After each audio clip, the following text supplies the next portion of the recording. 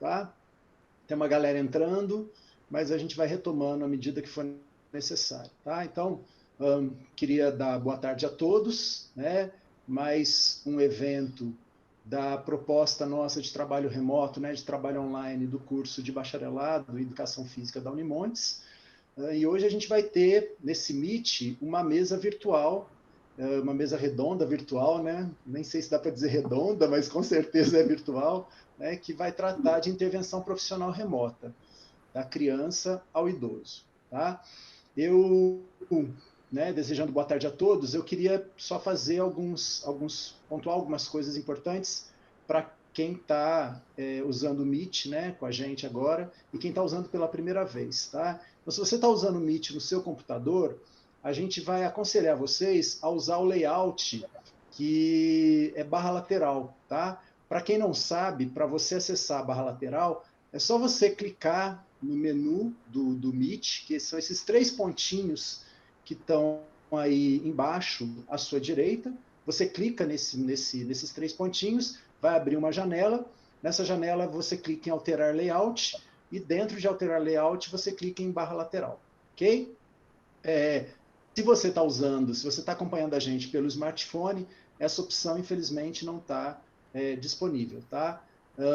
Uma coisa importante, né? A gente sempre pede para você desativar todos os microfones, tá? Deixar o microfone só de quem tiver com a fala no momento, para a gente não ter problema de microfonia. Para quem não sabe desativar o microfone, é só mexer no mouse, no computador, ou tocar na sua tela, vai subir uma barra com o ícone do microfone, aí você toca no ícone do microfone para ele ficar vermelhinho. A hora que ele ficar vermelhinho é porque ele está travado, tá? Posteriormente, quando a gente for pedir para vocês participarem, se vocês vão precisar abrir o microfone, aí o caminho é o mesmo, tá? Mexe no mouse ou toca na tela, a tarja, né, a barra sobe, você clica no ícone do microfone, ele, né, ele fica transparente e aí você está apto para falar, tá bom? Durante a apresentação dos professores, né, durante as nossas falas, as nossas trocas aqui, vocês fiquem à vontade para enviar questões pelo chat, tá? A gente vai estar acompanhando essas questões, mas é importante a gente lembrá-los que lá no final, mas no final a gente vai abrir a palavra para vocês, então vocês vão poder interagir diretamente com a gente. Essa, inclusive, foi uma das razões pelas quais a gente optou por trabalhar na plataforma Meet, tá bom? Bom, eu vou fazer uma introdução bem rápida, tá? E na sequência a gente passa para a fala dos professores. Antes, explicar para vocês como é que vai funcionar a dinâmica aqui hoje, né? Vou fazer essa introdução. Na sequência, a gente vai ter a fala de três professores, que eu vou, né, apresentar para vocês daqui a pouco. A gente vai ter a fala de cada um deles, uma fala rapidinha de 10 minutos. Na sequência, a gente vai fazer uma rodada de perguntas e respostas, cuja mediação está sob minha responsabilidade, né? E depois a gente abre a palavra para todo mundo que está participando desse Meet com a gente, tá? Então a palavra vai ficar franqueada, todo mundo que quiser se posicionar, perguntar, dizer, opinar, tá? Vai ter esse espaço de microfone aberto, tá bom? Finalmente, a gente vai para as considerações finais, muito rapidamente, né, algo bem pontual, e aí a gente encerra. A nossa previsão é que esse processo todo dure em torno de 1h30, tá bom? Que seria o equivalente a 2 horas aula, né? 1h30, 1h40, 2 horas aula dentro da nossa proposta curricular, ok? Bom, eu queria só fazer uma provocação introdutória, que eu queria, na verdade, que a gente pensasse, né, que a gente começasse essa mesa virtual nos indagando por que a gente está aqui agora, o que nós estamos fazendo aqui agora, né? A resposta, a princípio, ela parece bastante óbvia, né? Estamos no meio de uma pandemia, né, que já ultrapassou, infelizmente, a marca de 1.200 casos só aqui no Brasil e já roubou, né, a esperança, a vida de mais de 55 mil brasileiros. E vale lembrar que não era só uma gripezinha, tá? Não é uma gripezinha, né? Bom, esse contexto, né, ele está impondo para a gente a necessidade de adaptação. E se há algo que nos define, né, na história, se há algo que define a história da evolução da vida nesse planeta, né, que define quem sobrevive e quem não sobrevive, é justamente essa capacidade de adaptação.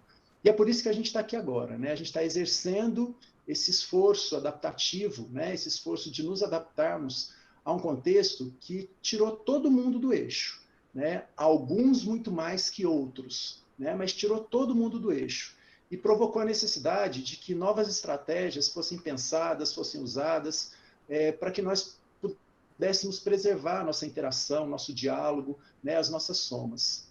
E assim como nós aqui, nessa interação que acontece no seio da universidade, né? Assim como nós estamos tentando nos reinventar, o profissional de educação física que está na lida, lá na ponta, ele também está tendo que buscar novas estratégias, novas formas de intervir profissionalmente, né? E essa é a inspiração dessa mesa redonda virtual. A gente quer justamente indagar sobre essas novas estratégias que permitam uma intervenção remota junto às crianças, junto a jovens, junto a adultos e junto a idosos, né? Então, é isso que nos motiva a estar aqui agora. Isso, por si só, seria suficiente para introduzir esse encontro, mas eu preciso dizer um pouquinho mais, né? É preciso que algo mais importante seja dito, né? A gente precisa lembrar que a gente está aqui, antes de tudo, porque mesmo, né, aos trancos e barrancos, a gente faz parte de uma parcela privilegiadíssima da população, né? Uma parcela que tem acesso ao ensino superior, e mais que isso, né? Um ensino superior que é público, que é bancado pelo suor e pelo esforço de muitas pessoas que nunca puderam sequer sonhar com a possibilidade de entrar numa universidade, né? E é justamente por esse compromisso, que é antes de tudo ético, mas é também social, né, que nós precisamos nos esforçar para que a gente se reinvente, né? Para que dentro das nossas limitações contextuais, que são tecnológicas, financeiras, práticas, enfim, da vida ordinária, né? Para que nós façamos valer essa oportunidade que nós temos enquanto alunos e atores do ensino superior de transformar vidas, né? É por isso que a gente está aqui agora. A gente está aqui pelo compromisso de transformar vidas, com responsabilidade, com ética, com afinco, com trabalho sério, né? Enfim, como todo processo de transformação ele é mais eficiente, mais efetivo, se ele for coletivo, obviamente a gente não vai, né, falar aqui sozinho, a gente vai compartilhar ideias, a gente vai trocar ideias. E é por isso que eu, né, tenho um prazer enorme de chamar para compor comigo essa mesa a professora Marúcia Carla da Fonseca Santos, né, que é graduada em Educação Física pela Unimontes, especialista em psicomotricidade, mestre em Educação Física pela Universidade Trás-os-Montes e Alto Douro, né, e no curso de Educação Física ela é professora da disciplina Psicomotricidade. Vou chamar também o professor Vinícius Dias Rodrigues, que é graduado em Educação Física pela Unimontes, doutor em Ciências da Saúde pela mesma instituição, e na Unimontes, no curso de Educação Física da Unimontes, ele é professor das disciplinas de musculação e medidas e avaliação em Educação Física. E, finalmente, para compor essa mesa, eu vou chamar a professora Berenilde Valéria de Oliveira Souza, que é graduada em Educação Física pela Unimontes, mestre em Educação Física também pela Universidade Trás-os-Montes e Alto Douro, e professora da disciplina Crescimento e Desenvolvimento Humano no curso de Educação Física, tá, da universidade. Bom, bom, basicamente é isso, né? Como eu disse para vocês, só lembrando, nós vamos ter 10 minutos de exposição para cada um desses professores, na sequência uma rodada de bate-papo, que eu vou fazer a mediação, e para encerrar esse momento nosso, eu vou abrir a palavra, franquear a palavra para todo mundo que está fazendo parte desse Meet agora, tá bom? É isso então, tá? A gente vai começar com a Marúcia, né? Marúcia, eu vou passar a palavra para você, tá? Boa exposição, e a gente vai fazendo as mediações aqui, tá bom? Gente, se eu não estiver olhando para vocês, né, o foco vai estar na Marúcia, mas é porque eu vou agora começar a fazer as mediações no chat, tá? Marúcia, a bola está com você, minha querida. Boa exposição. Beleza. Bom? Boa tarde para vocês. Então, é um prazer estar aqui, né, nesse formato diferente, né, novo, importante. Eu falo que é um formato importante. Tudo muda, né, com essa nova prerrogativa. Até porque é minha estreia, né? Eu comecei terça-feira, né, meus alunos, tenho que agradecer a paciência deles comigo, no sentido de estar aqui nesse momento visual, por essas dificuldades, exatamente, né? Então, fazendo jus ao que o Rogério falou, não é fácil para ninguém, né? Não tem ninguém num ponto confortável, né? Nesse momento que a gente está vivendo, não é confortável. Então, falar sobre intervenção profissional remota na perspectiva com crianças é extremamente prazeroso, porque quando a gente fala aí de criança, né? Minha amiga Beré está aí, né? Para falar de todas as fases de desenvolvimento, né? Crescimento e desenvolvimento, mas não tem como achar a melhor estratégia do que a intervenção psicomotora. Né, que vão de 0 a 7 anos, 0 a 10 anos, a melhor forma, né, de fazer um processo de intervenção é a partir das análises, né, da prática psicomotora. E aí nós vamos bater um papo para a coisa ficar leve, né? Eu pensei em vários recursos, várias estratégias, mas eu queria que fosse uma coisa que vocês parassem agora, desligassem, igual eu falo em sala de aula, desliga o telefone, pelo amor de Deus, agora não, tem que prestar atenção no que eu vou falar. Mas diminua os distratores, né? Vamos tentar focar aqui, que eu acho muito importante esse momento que a gente está vivendo agora. Então, se a gente pegar pela palavra psicomotricidade de trás para frente, lá de idade, né? Idade, quando a gente pensa nessa ideia da palavra, a gente já começa a pensar na importância de se entender em que fase que essa criança se encontra. Então, toda criança, toda pessoa, para ser feita uma estimulação com ela, nós temos que pensar em que fase que ela se encontra. Então, de acordo com o Valon, que eu escolho o Valon pela essa visão da psicogênese que ele tem, né, de perceber o ser humano como um todo, levando os aspectos afetivos, cognitivos, emocionais, alicerçado no ato motor, nós podemos pegar aí desde a fase da criança ao nascer, né, na fase impulsiva, passa pela tônica emocional, sensório-motora, projetiva, personalística, categorial, até a adolescência, todas as fases, né? Todas essas fases de desenvolvimento psicomotor da criança, ele é importante para que você identifique que tipo de intervenção deverá ser feito com ela. E aí a gente está dentro das etapas, percebendo essas etapas, para saber que fase de maturação essa criança se encontra, e aí a gente começa a andar na palavra psicomotricidade e se depara com a questão motriz, né, que é o nosso carro-chefe, nós que somos de educação física, né? Nós temos até coça, né, quando a gente vai para a faculdade, fica doido, que horas que é a prática, né, eu quero ir para a prática, e aquilo fica muito forte na gente, nós somos de educação física, fica muito forte, grita muito com a gente. E eu acredito piamente que a gente aprende através do movimento, né? E aí, quando a gente pensa na palavra motriz, nós pensamos, eu gosto de pincelar 2 pontos assim, cruciais para a percepção nossa, para as nossas intervenções. Tanto no aspecto dos elementos psicomotores, que eu falo que ele que é a cara da psicomotricidade, né? Quando alguém fala assim, eu vou desenvolver um circuito psicomotor, então eu vou falar sobre equilíbrio, lateralidade, tonicidade, percepção espaço-tempo, coordenação motora grossa, coordenação motora fina, esquema corporal. Então, são lindos, né? São muitos, né? E realmente eles realmente expressam o que é psicomotricidade. Mas tem outro ponto da parte motriz que é fundamental, que é as questões sensoriais. Eu falo com os meninos que a parte de desenvolvimento, da etapa de desenvolvimento psicomotor do Valon, que eu mais sou apaixonada, com essa etapa sensorial motora. E por isso que eu vejo que é um ponto que muitas vezes quando a gente monta um plano de aula, uma proposta de intervenção, a gente não leva em consideração, que é o aspecto sensorial.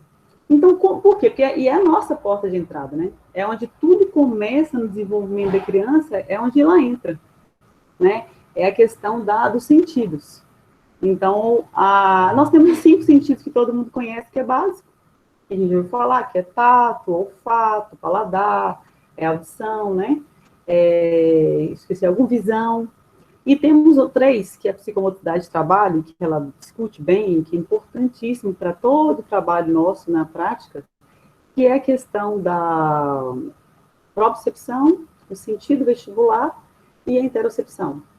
E aí, os interoceptivos, a gente não discute muito a nível de universidade, porque ele é muito específico, né? São as necessidades internas.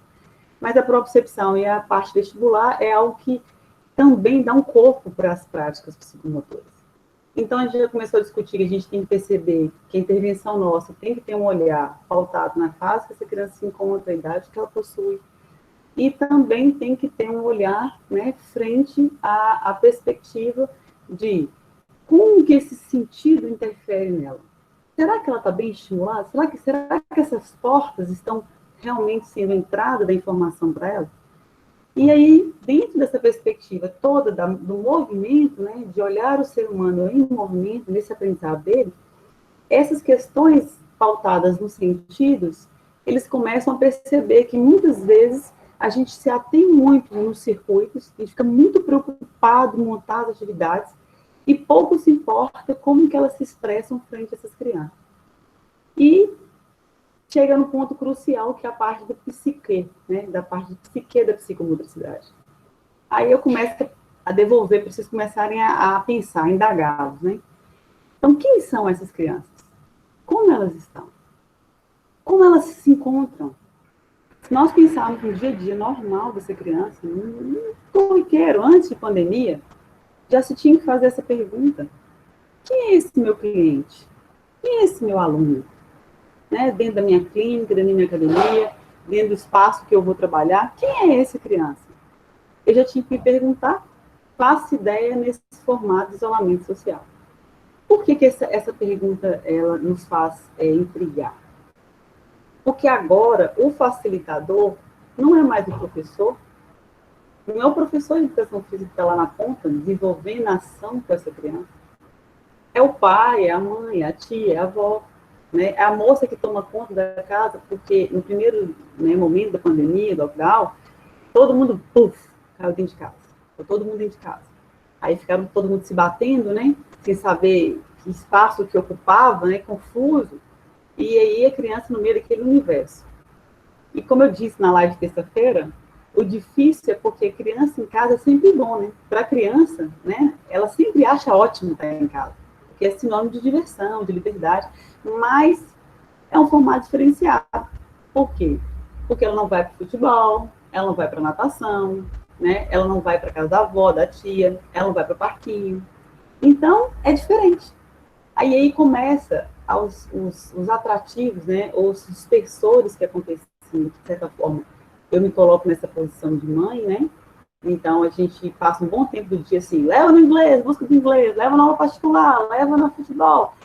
E aí você começa a se ocupar do dia a dia do seu filho. Então, quando você vai vendo as realidades internas, você vai percebendo que ele tem uma demanda diferenciada. Então, quando o aluno diz que os afetos, aquilo que te afeta, porque a gente tem uma visão muito errada sobre os afetos, a gente acha que é só os afetos das relações, e não é somente as questões das relações, mas aquilo que te afeta externamente também te modifica, que é assim que Valon acredita. O ser humano ele se constrói pelas suas ambições e por aquilo que o afeta externamente, né? E associado a seu ato motor. Tanto que quando ele vai discutir a questão do movimento, ele já nos diz que movimentar é o primeiro ato de se comunicar. Isso é muito forte. E é uma verdade. Você pegar uma criança recém-nascida, você consegue falar isso nitidamente. A mãe vai falar assim, não, quando ele chora, eu sei que está com fome. Não, quando ele dá um sorriso, às vezes nem dá sorriso, é só espasmo, né? E a mãe está acreditando que aquilo ali está acontecendo com ela, porque a relação, a interação, ela é muito séria, é muito importante. Então, o que eu vim chamar a atenção? Todo esse processo de intervenção profissional remota, ela tem que ter uma relação muito positiva com o facilitador. Então, não adianta só entregar, porque graças a Deus tem vários sites, né, vários profissionais que estão no mercado colocaram muita coisa legal para ajudar muitas famílias. Mas, e aí? Será que essa família entendeu que a parte mais importante é o olhar? A parte diferenciada é esse olhar? Para vocês terem uma ideia, o olhar, ele consegue capturar uma percepção ímpar, que só através do olhar que é possível isso acontecer. Então, tanto que é um grande problema que a gente vive hoje com as estimulações. Tá fazendo barulho aí, gente, que as crianças aqui em casa estão entrando e saindo. Vida normal, né? Vida normal. Então, quando a questão do olhar é tão profunda, porque todas as estimulações que estão feitas pela íris, elas só acontecem com esse estabelecimento do olhar. Então, tem até uma matéria, né, que foi feito, um teste foi feito em 1958 com uma macaca, e eu já até contei isso para alguns alunos nos períodos, foi feita uma macaca toda de pano e uma macaca toda de material que não deixava com que eles pegassem nela. E com isso, os macacos que foram... eu estou olhando o tempo aqui, tá, gente?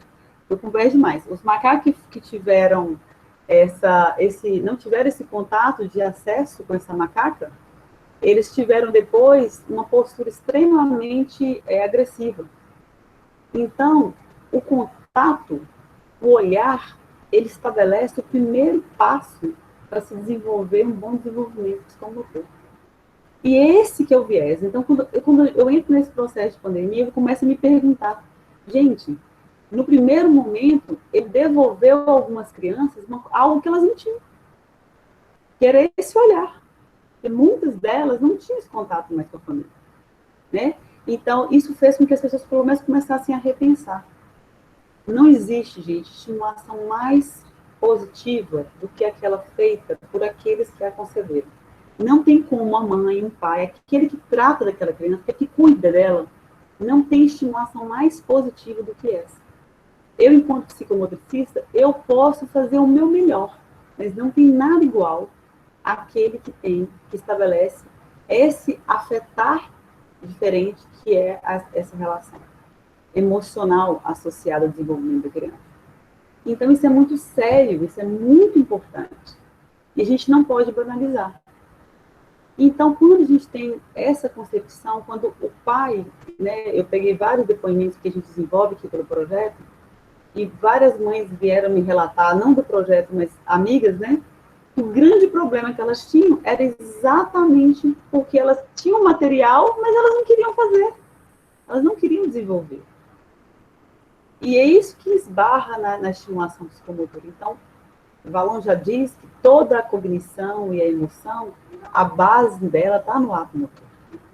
Então, se hoje nós temos um hiperfoco nas questões visuais, né, audiovisuais, são os tablets, as televisões, esses distratores estão afastando as crianças dos atos motores. E com isso, a gente está tendo consequências graves e sérias, que a gente está só começando a colher, né? Déficit de atenção, hiperatividade, comportamentos repetitivos gravíssimos, crianças com comportamentos como é que fala? Crianças que têm, tipo, drogadas, né? Tem hábitos como se fossem viciadas em álcool, em droga, como se, a postura das crianças é como se elas não tivessem condições de viver sem aquele material visual. É porque é a nossa primeira porta de entrada, né? E a gente não entende isso. E os pais ficam achando que está dando tempo, né? Que está tranquilo. Então, a intervenção psicomotora nesse processo remoto, ela é algo que poderia modificar a vida da criança.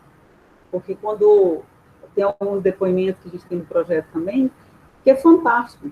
Quando o pai entende que ele é o facilitador e que ele pode fazer toda a diferença com o simples fato de mudar, né, a prerrogativa dele desse olhar. Então, eu quero que vocês comecem a pensar dentro dessa perspectiva. O profissional de educação física, ele tem a faca e o queijo na mão, ele tem tudo na mão. Nós somos os profissionais que conseguimos trabalhar com o ser humano em movimento.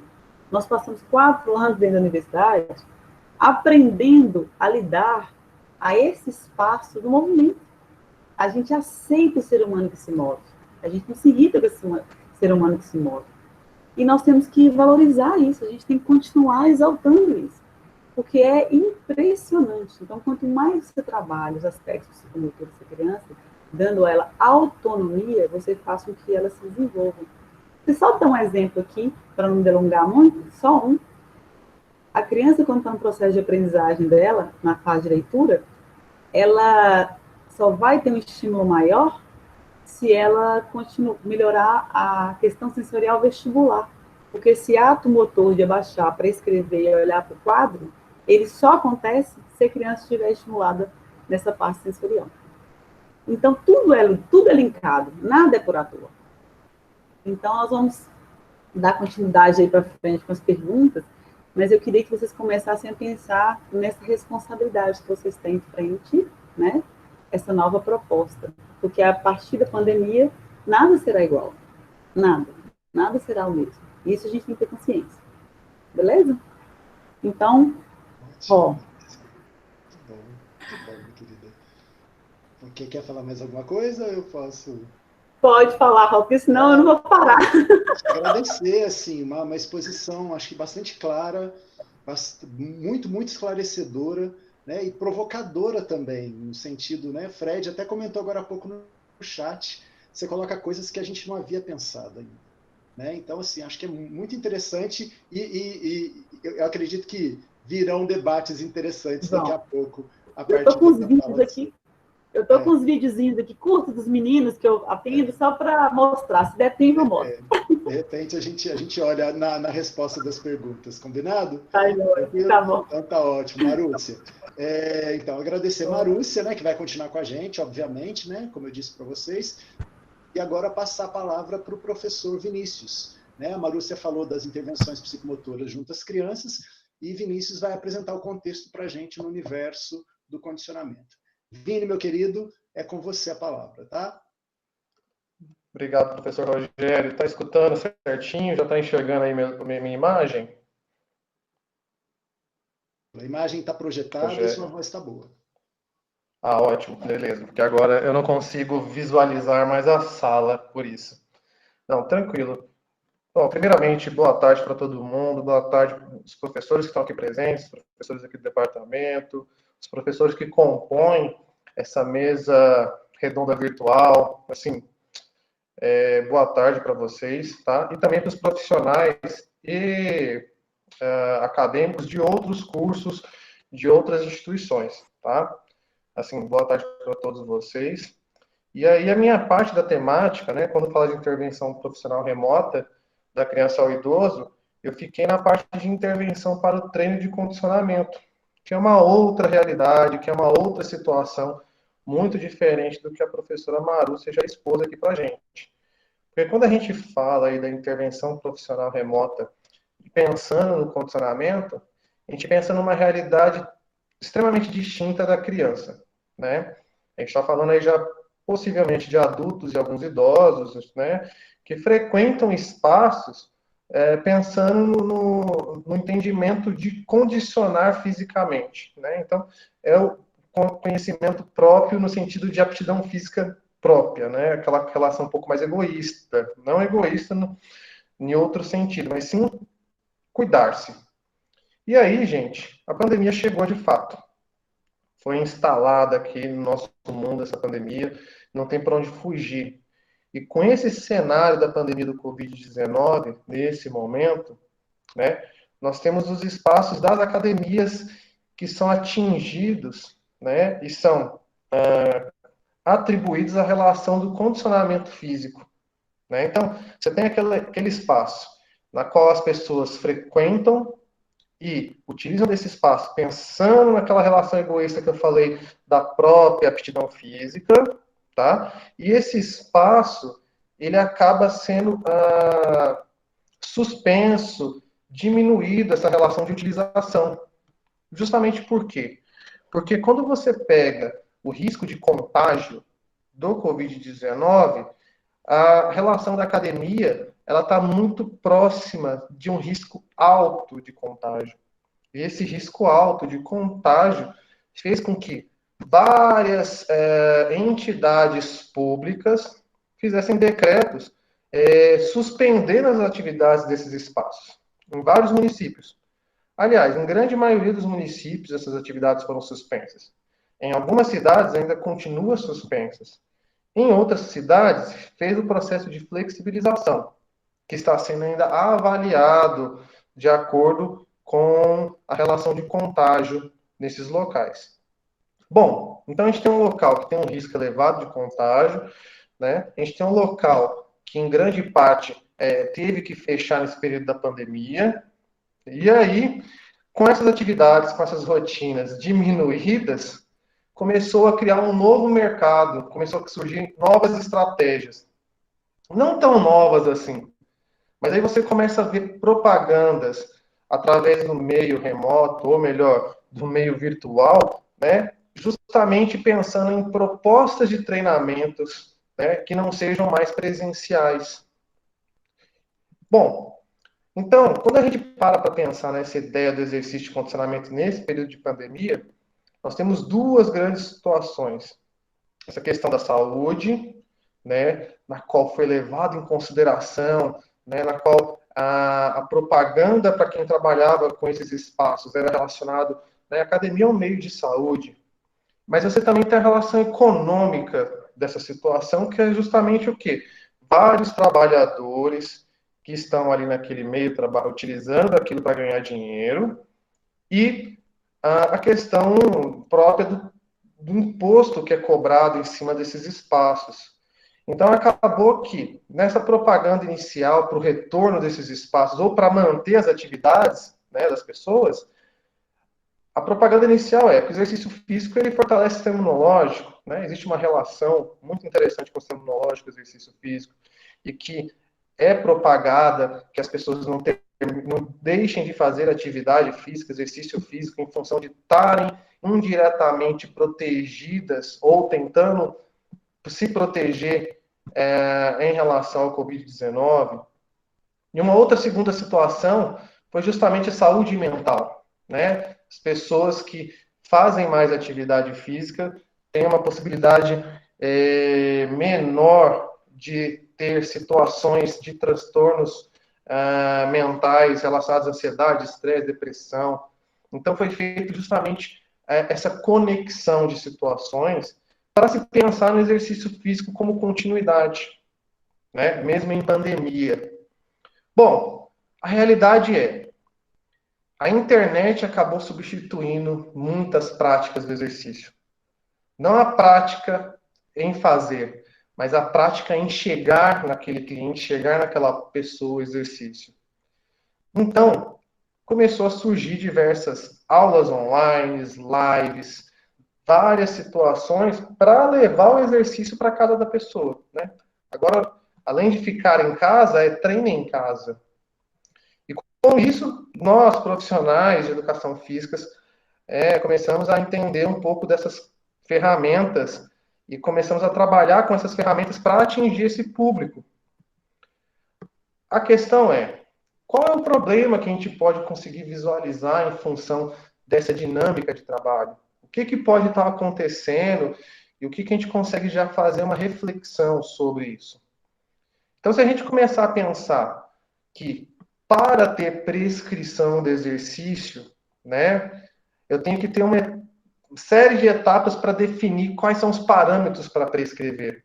E quando eu falo parâmetros para prescrever o exercício, primeiro, eu tenho que pensar em formulação de objetivos, né, de acordo com aquele objetivo da aptidão física lá relacionado à saúde ou desempenho, o que eu quero chegar, onde eu quero chegar. Então, eu tenho que ter situações para fazer a medida desses objetivos, como eu estou nesse momento, né? Momento diagnóstico, para selecionar procedimentos técnicos para verificar esses objetivos.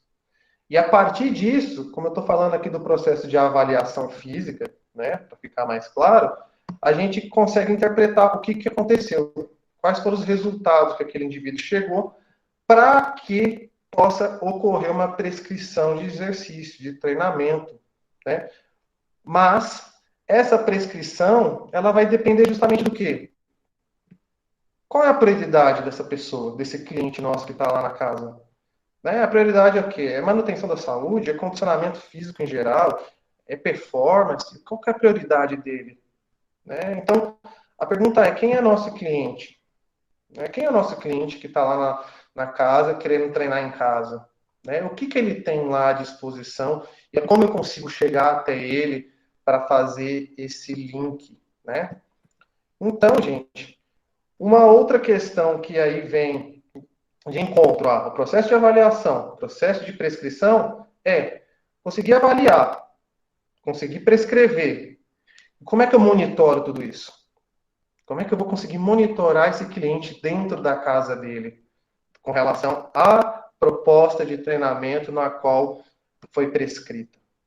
Bom, acho que nesse primeiro momento eu estou abrindo aqui só algumas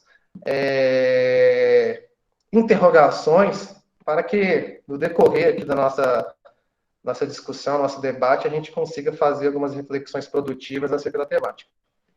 Obrigado, professor Rogério, obrigado a todos, né? Passa a palavra para o professor Rogério. Ok, Vinícius, brigadão, tá, pela sua exposição, perfeitamente estruturada, né, gente? Quem já foi aluno de Vinícius sabe que tudo que vem dele é assim, né? Absurdamente organizado, estruturado, né? Brigadão, tá? Ok. Mas uma fala realmente que eu tenho a impressão que de propósito, né, Vinícius, você deixa brechas aí para os questionamentos aparecerem, né? E aí, Justamente, para a gente ter boas situações. exatamente. Antes da gente passar a palavra para a professora Berenilde, eu queria só lembrar os presentes que se vocês quiserem ir fazendo questões no chat, tá? Eu estou aqui para sistematizar. Então, a gente já tem a fala da professora Marúcia, a fala do professor Vinícius, né? Eu sei que às vezes os alunos ficam meio acanhados de se expor, né, verbalmente, oralmente falando, então fiquem à vontade para colocar questões no chat que eu sistematizo aqui e faço para os professores, tá bom? Bem, na sequência, né, a nossa terceira componente dessa mesa redonda virtual, professora Berenilde Valéria, né, que vai falar conosco sobre capacidade coordenativa em idosos. Minha querida, tá? Seja bem-vinda, a palavra está com você, tá bom? Ok. Boa tarde a todos e a todas. É um prazer enorme estar aqui, né, com esses profissionais que eu tanto admiro, e não só como profissionais, mas como pessoas também. E quando me foi dada essa tarefa na nossa discussão, como é que a gente ia organizar isso, né, e pensando nos ciclos da vida, de que forma a gente poderia intervir nesse momento de isolamento social, né, momentos de incertezas, momentos de angústia, e como o professor Carlos Rogério iniciou sua fala falando sobre adaptação, né, e o ser humano, ele é colocado aqui para se adaptar, e à medida que a gente se adapta, a gente vai assimilando e vai acomodando.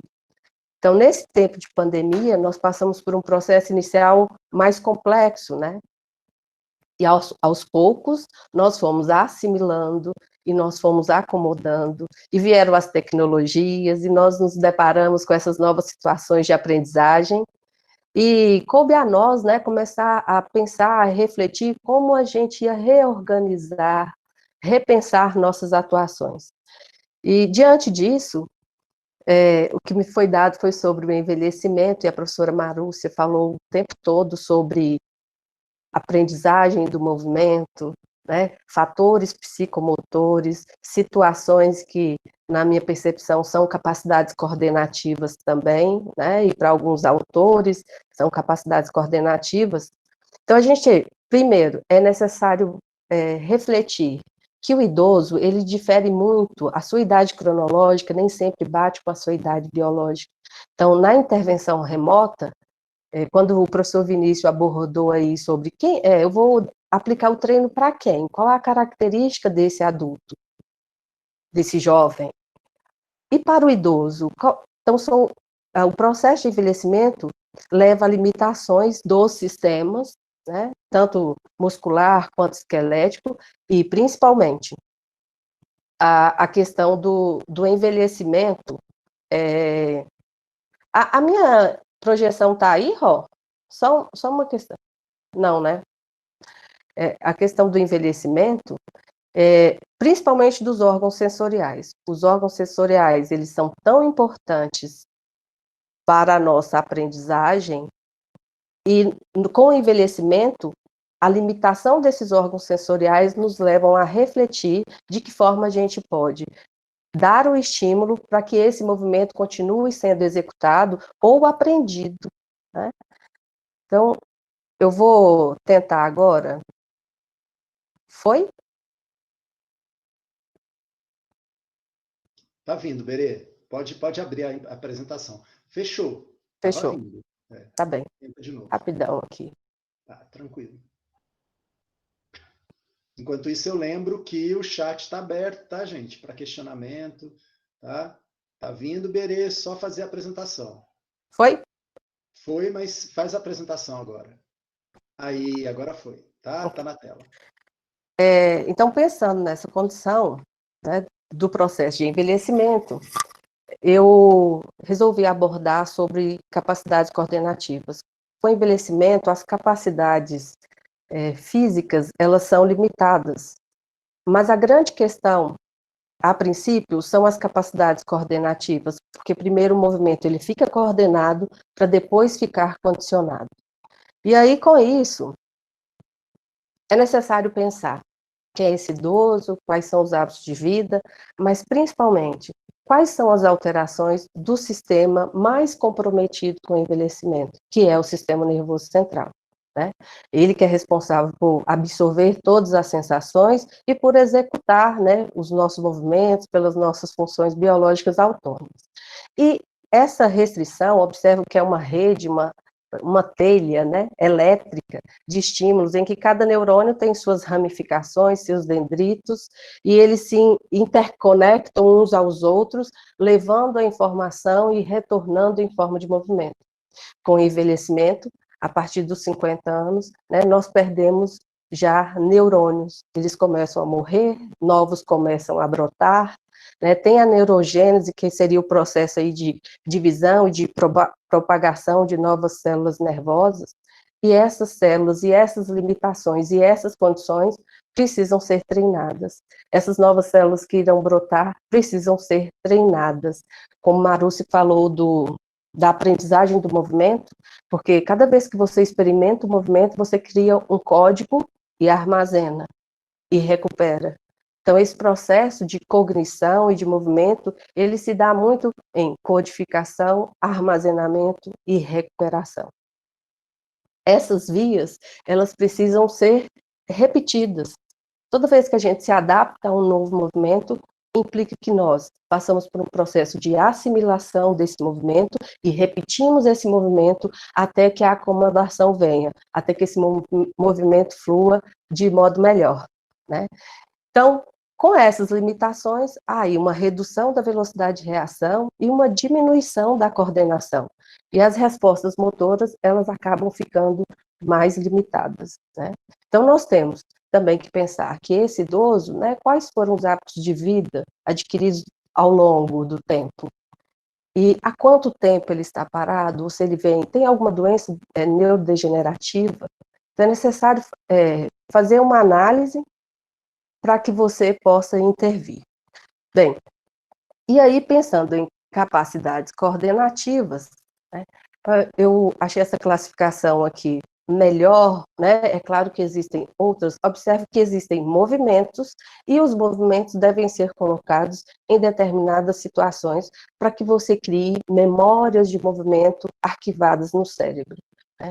Então, o equilíbrio é um ponto importante, né, de você colocar situações em que o corpo está instável e ele procura recuperar esse movimento, e você aí teria uma possibilidade de treino e de organização neural. O ritmo, ter um ritmo mais acelerado em movimento para o idoso é mais complexo, porque essa velocidade, esse tempo de reação, ele fica limitado em função das ligações sinápticas. Então, manter um ritmo, cadenciar, a gente fala muito sobre os esportes, né? Cadencia o jogo. Então, cadenciar o movimento, manter o movimento no ritmo que seja adequado para esse idoso, né? De modo que ele consiga controlar esse movimento por mais tempo. E aí, a professora Marúcia falando de propriocepção lá da criança. À medida que a gente vai envelhecendo, a gente também começa a perder qual é a propriocepção que eu tenho do meu corpo. É um corpo que aumenta de peso, é um corpo que fica limitado. Então, identificar no movimento o músculo, se esse idoso ele realmente executa o movimento e se ele percebe qual a força adequada a esse movimento. A gente fala muito de adaptação neural, coordenação intramuscular, coordenação intermuscular, mas pensar no todo, né, que é através da observação que eu posso perceber se esse idoso está avançando e fazendo o controle da força necessária nessa diferenciação sinestésica. A capacidade de reação, ela precisa ser treinada, e como é que eu treino tudo isso? tudo pelos órgãos sensoriais, pelos estímulos. Aí a gente toca num outro ponto. Olha, o que acontece com o envelhecimento? Os órgãos dos sentidos começam a ficar precários, né? A nossa visão, ela vai diminuindo ao longo do tempo. A audição vai diminuindo ao longo do tempo. O tato também vai ficando ruim. Então, esse processo, a capacidade de reação, ela precisa ser treinada. E, para isso, eu tenho que pensar nos órgãos sensoriais, porque a aprendizagem, o ensino, aquele que ensina tem que pensar muito nos órgãos sensoriais para que esses códigos, para que essa aprendizagem seja assimilada e acomodada.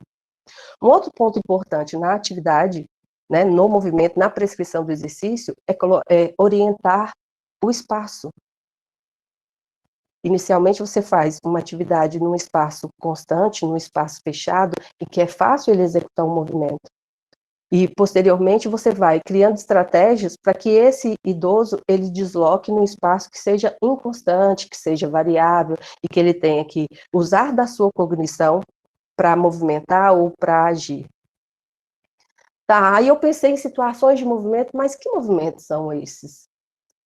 Os movimentos, eles que a gente leva ao longo da vida, que a gente aprende, e que vem, né, desde o movimento reflexo ao movimento voluntário, o reflexo de andar, o reflexo de correr, de andar, de nadar, o reflexo de rolar, enfim. Do reflexo, como a Marúcia colocou, do reflexo ao movimento voluntário, aprendizagem de movimentos básicos, e esses movimentos, eles têm suas classificações, né? Eles são estabilizadores, locomotores ou manipulativos. Então, se vocês observarem, os movimentos estabilizadores, eles estão muito relacionados ao centro de gravidade, né? Que se refere ao quadril, de esticar, de curvar e de girar. Na prescrição do exercício com o idoso, a gente vai percebendo que há uma limitação nesses movimentos de esticar, curvar e girar. Então, eu tenho que observar, realizar uma análise. Esse idoso, ele consegue executar esses movimentos? E quanto aos locomotores, que eles são de deslocamento, andar, correr, saltar, saltitar e rolar.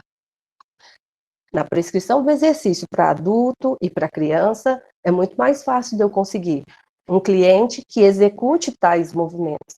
Mas nos locomotores, ele é capaz de andar somente. A partir do treino, possivelmente ele vai, com o tempo, saltitar ou correr. Tudo vai depender do treino e de quem é esse idoso, né? Então, os movimentos manipulativos nos permitem diversificar elementos, né? Por exemplo, quando eu falo aqui do driblar, lançar e chutar na criança, que a gente ensina muito. Para o idoso, movimentos de manipulação incluem membros superiores e membros inferiores. E eu posso usar disso com elementos diferentes que melhoram a coordenação, né? Um elemento, um peso diferente numa mão, um tamanho diferente no outro. Observe que é sempre pensar nos órgãos sensoriais, né? Com relação ao tato, com relação à audição e com relação à visão. Bom, então, nessa perspectiva, o treino, né, a prescrição, ela tem que ser fundamentada nessas condições. E aí eu vou planejar de acordo com o meu cliente. Aí, eu comecei a pensar e pesquisar, mas né, além de ver determinados movimentos, de perguntar, de que forma eu posso usar um instrumento que seja validado cientificamente para prescrever. E aí eu vi que a maioria dos artigos, eles tratavam muito da avaliação funcional, que está muito associado à capacidade física e não à capacidade coordenativa. Né? Porque primeiro, quando criança, a gente aprende a coordenação, a gente fica coordenado com os movimentos fundamentais, e posteriormente, a gente melhora a resistência, a força, a flexibilidade. Então, com o idoso, o processo tem que ser bem parecido, já que ele tem limitações, já que ele tem novas células nervosas, né, que não são novas como na infância, e elas necessitam ser treinadas, e esses arquivos, e essas memórias, e esse acervo motor precisa ser armazenado. Então, nesse artigo, eles fizeram uma intervenção da coordenação, né, foram 26 idosos com média de idade de 66 anos. Né, e esses idosos, eles não tinham nenhuma doença neuromuscular ou neurodegenerativa que provocasse algum déficit motor.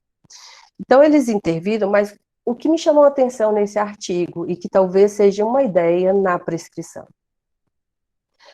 todos os trabalhos relacionados ao desenvolvimento motor, eles são muito usados vídeos, né, em que você faz a filmagem, analisa o movimento, olha estágio, se é inicial, se é elementar, se é maduro. Então, de um vídeo para outro, dá para você analisar por observação e ir pontuando algumas evoluções.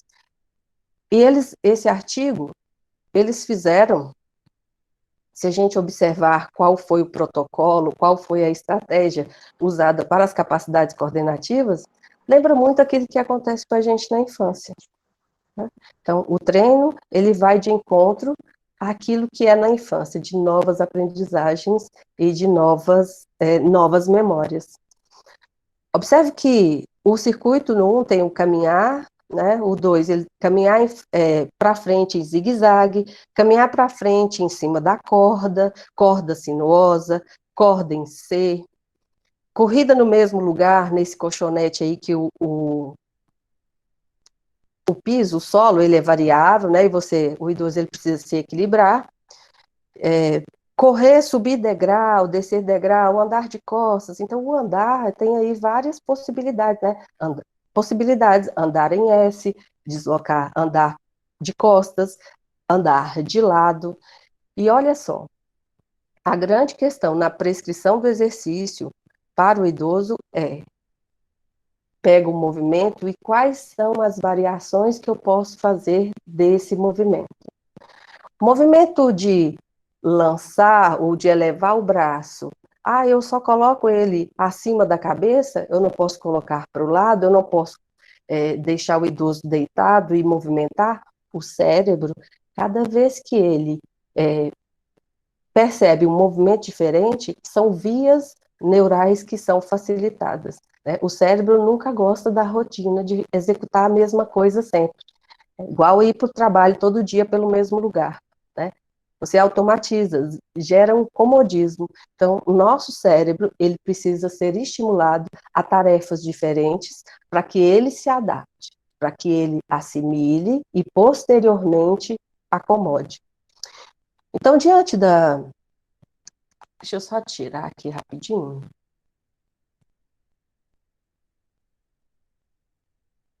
Bom, então, diante do que eu expus, né, na verdade, é mesmo para a gente refletir, para a gente pensar, né, quais são as características do envelhecimento, quem é esse corpo que envelhece, o que ele me apresenta, e principalmente agora, nessa situação de pandemia.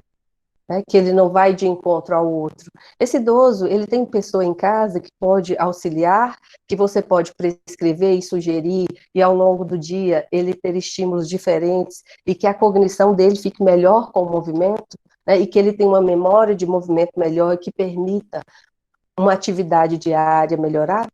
Né? Uma vez que a coordenação ela é assimilada, ela é acomodada, ela é ampliada, eu tenho aí a possibilidade de melhorar muito mais a força, a flexibilidade e a resistência.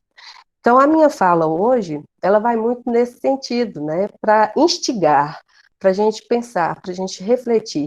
E eu espero que no nosso bate-papo a gente possa, né, trocar ideias aí, e para que as pessoas reflitam e tentem intervir nesse novo cenário que a gente se encontra.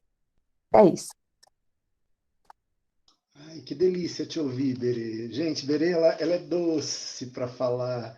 Você não está acompanhando, mas no chat tem um monte de gente comentando isso.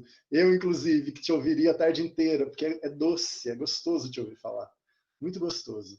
Obrigado, Que bom, Berê. muito obrigada. É gostoso. Eu que Delícia te ouvir agradeço. falar. né? Assim, a gente encerra essa primeira rodada, gente, de exposições, né? E agora a gente vai fazer um bate-papo aqui, tá? A gente vai bater um papo. Eu fiz algumas questões que eu quero colocar para eles, e aí no lugar de mediador, né, de debatedor, eu tenho a vantagem, porque eu passo na frente da fila, né? Eu falo primeiro, mas a gente já tem algumas questões no chat, tá, galera, que foram colocadas, e na sequência eu vou fazê-las para vocês, tá bom? Mas eu vou começar primeiro pelas questões, né, que vieram para mim. E que eu sei que, de alguma forma, vão ajudar vocês a falar um pouco mais sobre essa abordagem. Marúcia, eu sei que você tem um projeto em Pirapora, gata, que trabalha com psicomotricidade, etc. e tal. Eu queria que você falasse um pouquinho mais, tá, desse projeto para a gente. Eu vou fazer pergunta em bloco e depois vocês respondem em bloco, tá? Então, vou fazer uma pergunta para cada um, beleza? Então, assim, eu queria, Marúcia, que você falasse um pouquinho mais desse projeto para a gente, da Unimontes lá em Pirapora, que você coordena. Vini, em linhas gerais, dá para pontuar as principais dificuldades de avaliação e prescrição nesse processo de treino remoto? Você conseguiria pontuar isso para a gente, tá? Para avaliação e prescrição? E, Berê, você falou, né, assim, na verdade, eu vou fazer uma provocação para te dar a oportunidade de falar um pouquinho mais da importância de trabalhar capacidades coordenativas com idosos. Queria que você desenvolvesse um pouquinho mais essa ideia, tá? Colocar mais em foco isso, tá bom? Então vamos lá, Marúcia, fica à vontade. Gente, para a gente organizar isso no tempo, tá? No máximo 2 minutinhos, 3 minutinhos, vamos ser generosos, tá? Obrigada. Mas porque senão a gente não vai conseguir fechar dentro do tempo. Vai lá, Marúcia, você, minha querida. Eu vou no ponto da pergunta. É o seguinte, o projeto nosso aqui, a gente atende a parte de formulação psicomotora desde o ano passado. E a proposta é tanto atender as áreas públicas como privadas. Mas aí eu me joguei o ano passado, de 2018 a 2019, eu me joguei, literalmente, essa é a palavra que eu falo, dentro das escolas de educação infantil de berçários, porque eu tinha muita experiência, graças a Deus, com Unimontes aí, Montes Claros, nas escolas, pelo processo de intervenção que a disciplina faz. Então, eu tinha uma certa experiência com uma criança acima de 5 anos. Mas eu não tinha, na prática, a vivência daquilo que eu estudava com uma criança de 0 a 4. E aí eu sou meio chata com isso. Eu queria saber por que as coisas estavam acontecendo, como elas estavam acontecendo. E eu queria entender por que a gente tinha tanto aluno no ensino superior e com vários índices de depressivos, com déficit de atenção, emocionalmente esgangalhados. E eu falei, gente, como a gente está acontecendo tudo isso? Muita reclamação das professoras do projeto comigo na parte de educação básica, ensino médio, que os alunos não estavam estudando, estavam aprendendo, e que não estavam sabendo por quê. Eu falei, gente, tem um porquê, tem algum lugar que está acontecendo e que ninguém está vendo. E como eu acredito na aprendizagem através do movimento, né, eu me joguei dentro das escolas, né, nos berçários, para ver o que estava acontecendo. Então, o projeto, né, que me abraçou, porque berçário particular é complexo, né, então uma escola em Pirapora me abraçou, né, que foi o SEI, e eu comecei a desenvolver um trabalho tanto de educação psicomotora no processo de estimulação para crianças típicas, né, neurotípicas, e crianças atípicas. E lá também eu fazia o processo de intervenção psicomotora, que é a terapia, com crianças que precisavam, ou que tinham um déficit psicomotor específico, né, ou então tinha um transtorno no neurodesenvolvimento. E aí eu conseguia fazer esse trabalho. E aí a coisa foi crescendo, graças a Deus, né, os alunos que puderam passar por lá foram sempre agraciados, e a escola sempre foi muito receptiva. E aí eu não consegui me parar. E aí, com isso, a gente continua lá hoje na escola e fiz um trabalho dentro das creches do município para tentar levar esse conhecimento, mudança de olhar. Porque eu entendi que a creche, que a educação infantil, os berçários, né, principalmente as creches, elas ainda têm uma visão muito de cuidado e não de educação. Então, as crianças ficam muito presas na ideia de tomar banho, comer e dormir, e não de serem estimuladas nas questões sensoriais motoras básicas, igual a propriocepção, vestibular, interocepção, para que ela tenha uma melhor condição de desenvolvimento cognitivo na aprendizagem dela lá na educação infantil, com 5 anos. E aí eu percebi que, na verdade, as creches têm tudo, tem balanço, tem gangorra, tudo para trabalhar tudo que a gente precisa, mas que, na verdade, ainda nós estamos presos nos cuidados, e não na parte de estimulação psicomotora. Entendeu? Aí a coisa está indo e o sonho está só aumentando, graças a Deus. Então, assim, é algo muito bonito, muito prazeroso, muito bom.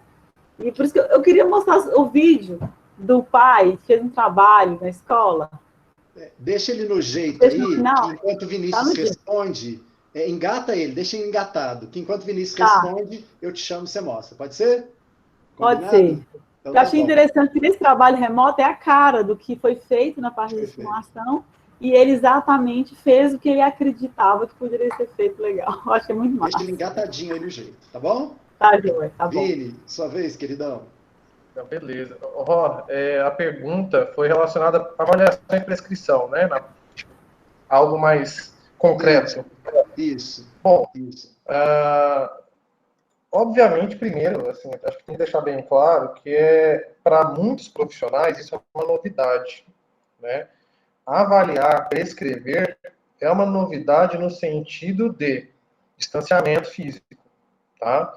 Então, existe uma série de dificuldades com relação a isso. Porém, a gente tem algumas situações dentro da literatura que a gente consegue adaptar, né?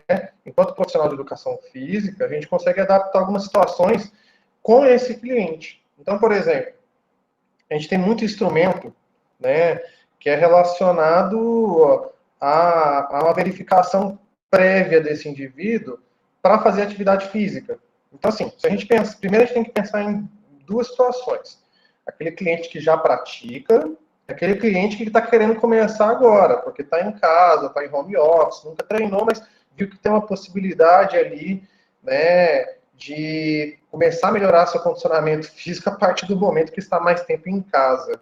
Então, você tem esse cliente que é um dificultador, tá? Porque você vai ter que ter uma perícia maior com ele, e você tem aquele cliente que já treinava, que você já tem como é que fala? Um certo controle, um certo conhecimento desse cliente. Então, são situações distintas.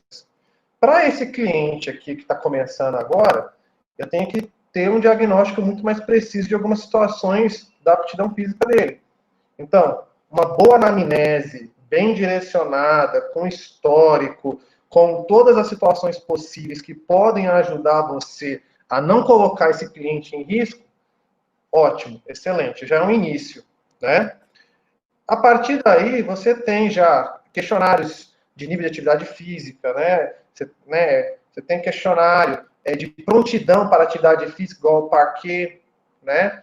E aí, é utilizado o que a gente tem na literatura e adaptar para o cliente fazer isso em casa e mostrar para você esses resultados. E a partir dali, você conseguir fazer uma prescrição. Então, por exemplo, a gente está falando de uma clientela, que não é uma clientela comum no sentido, sim, de poder aquisitivo mais baixo, né? Porque se ele está querendo treinar e pagar um profissional para monitorar isso, é porque ele tem um poder aquisitivo melhor. Então, significa o quê?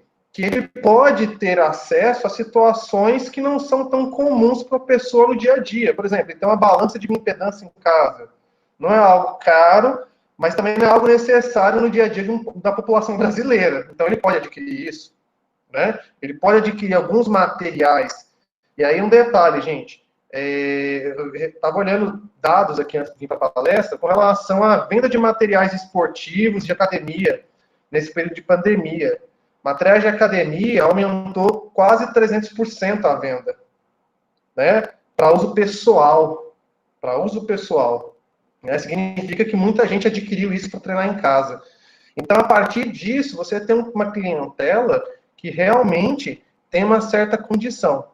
E a partir disso, você também consegue adaptar com esse material que eles têm algumas situações de avaliação. Né? Então, por exemplo, na parte de aptidão neuromuscular, né? Você tem um teste de força fácil de realizar, teste de flexão, teste de abdominal, né? Um teste de flexibilidade sentar e alcançar, dá para ser adaptado.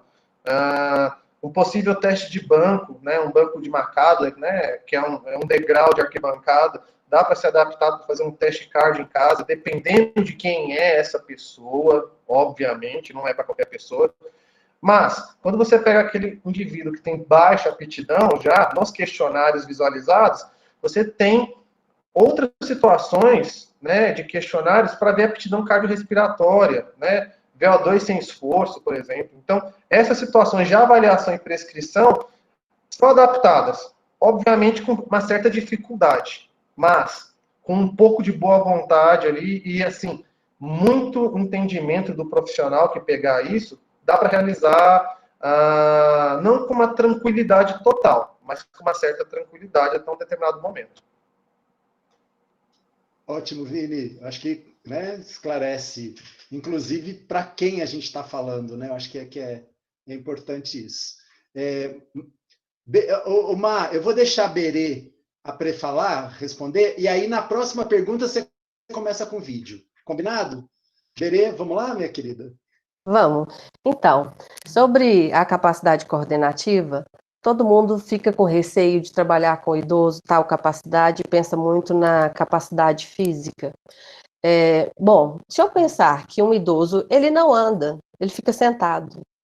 Mas esse idoso, ele estica, ele curva, ele movimenta membro superior e inferior. Como é que eu posso trabalhar a capacidade coordenativa desse idoso que ainda não está andando?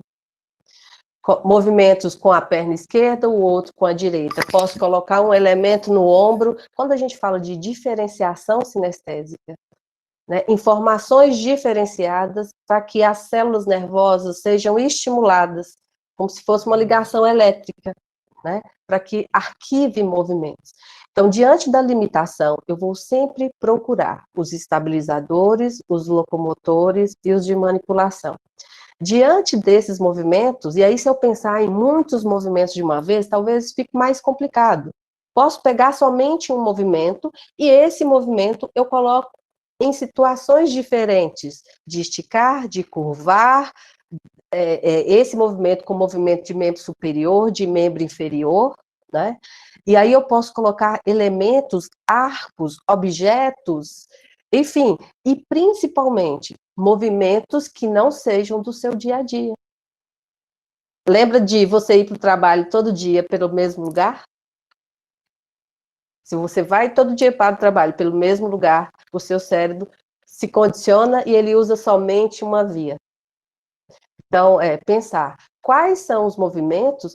Esse idoso, ele pode ficar deitado, ele pode ficar deitado de lado, ele consegue diminuir o centro de gravidade sem lesão, né, que não tem lesões nos joelhos, enfim, se o sistema muscular e esquelético esteja adequado, ele consegue executar esses movimentos um pouco, com o quadril um pouco fletido.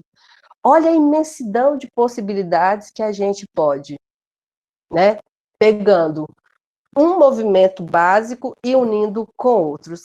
Aí, observa se esse idoso consegue andar.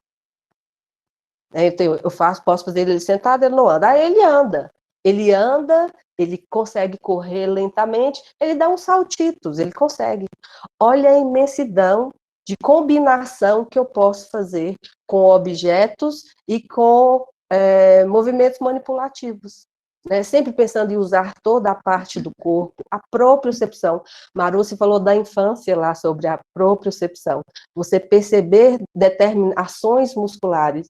E isso tudo se dá por adaptação. A gente sempre vai falar em aprendizagem, em adaptação, em assimilar, em acomodar. E aí, uma vez que eu acomodo, essa via fica facilitada. Vai muito nesse sentido. Então, é necessário, no momento do treino, listar, planejar, organizar e uma periodização do treino, né? Um planejamento do treino, pegando um ponto básico, que seria o locomotor, unindo com os manipulativos e com os estabilizadores, mais o material, mais o espaço que você pode diversificar, né? Olha só a quantidade de possibilidades. É isso. Perfeito, Berê, perfeito, perfeito. Muito interessante, né? Bom, nós vamos agora para uma segunda rodada, mas Marúcia, como é que está o vídeo aí, minha querida? Seu microfone está fechado, gata. Aí fica só mexendo com a boca, assim, ó.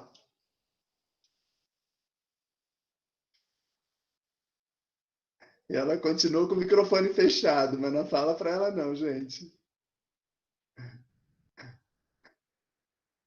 Tá.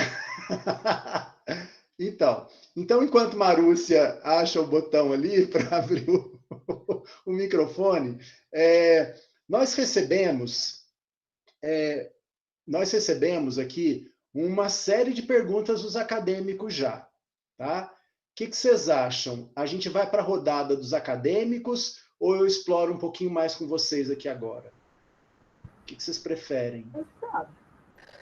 Você quem sabe? Eu acho que tem que pensar no tempo e do que é melhor, né? Atender os alunos seria bacana. De repente a gente fica com o tempo restrito. Né? Para prestigiar a participação deles. Exatamente. Então, Marúcia, como é que está seu vídeo aí, minha querida? Tá no jeito? Tá no jeito. Quer dizer, né? Vou tentar, né? Que você sabe, né? Então já fica à vontade. Solicitei. Tá, fica à vontade. Eu solicitei, ver se ele vai rolar. Vamos ver. E aí você já vai falando do contexto do vídeo, qual que é? Então, é um pai que... Agora eu queria fazer ele soltar, sabe? 2, 3. Vem, vai, sai. O som chegou, Maru, tem imagem lá. Para mim, a imagem não chegou. Só chegou o som. Ainda está sem a imagem.